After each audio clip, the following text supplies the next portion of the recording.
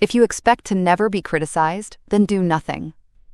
This brutal truth, often attributed to Aristotle or Elbert Hubbard in the form, do nothing, say nothing, be nothing, is the ultimate reality check for anyone aspiring to lead, create, or grow.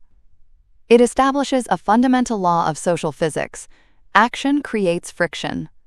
You cannot move forward in the world without displacing the air around you.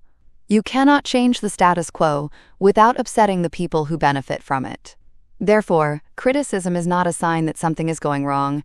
It is often a sign that something is actually happening. Here is why you must make peace with judgment. The price of admission criticism is the tax you pay for being relevant. If you are invisible, you are safe. If you are impactful, you are a target. View criticism not as a failure, but as the inevitable receipt for having taken a stand.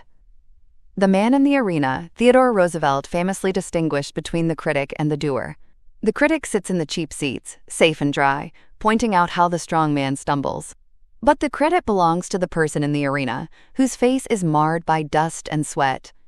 Never take advice from someone who isn't in the arena getting their ass kicked too.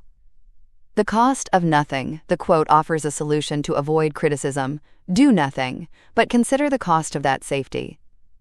It costs you your potential, your dreams, and your voice. A life spent successfully dodging criticism is a life spent in a coffin of your own making. To avoid criticism, say nothing, do nothing, be nothing.